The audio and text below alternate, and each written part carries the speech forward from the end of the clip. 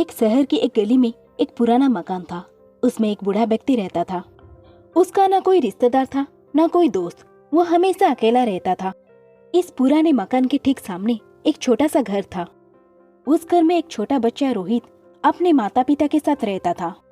बूढ़े व्यक्ति को बच्चे बहुत अच्छे लगते थे।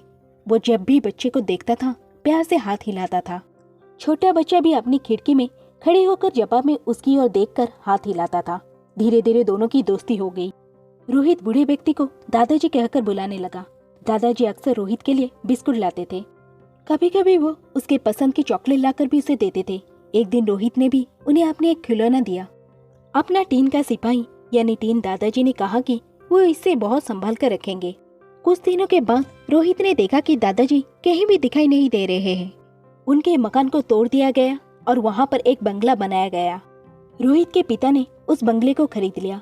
रोहित और उसके माता पिता बंगले में रहने लगे। धीरे धीरे रोहित बड़ा होने लगा और बचपन के उन दादाजी को भूलने लगा। जब वो बड़ा हुआ और उसकी शादी हो गई तब उसकी पत्नी भी वहीं रहने आई। एक दिन वो अपनी पत्नी के साथ बंगले के बगीचे में हाथ से एक गड्ढा खोद रहा था। वहाँ वो एक बीज बोना चाहता था। तभी उसकी उंगली में कुछ चुभा। उसने खोद कर देखा तो यह उसका अपना टीन सोल्जर था जो उसने दादाजी को दिया था। उसकी तलवार की नोक रोहित की उंगली में चुभ गई थी। अपना बचपन का खिलौना देखकर अचानक रोहित को बचपन की सारी बातें और दादाजी याद आ गए। उसे याद आया कि दादाजी ने कहा था ये खिलौना मैं बहुत संभाल कर रखूंगा। रोहित ने अपने पत्नी को बचपन की वो सारी बातें सुनाई। सुनाते सुनाते उसकी आंखें भर आई।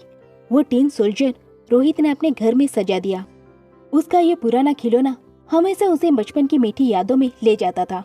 साथ ही उसे दादाजी भी याद आ जाते थे।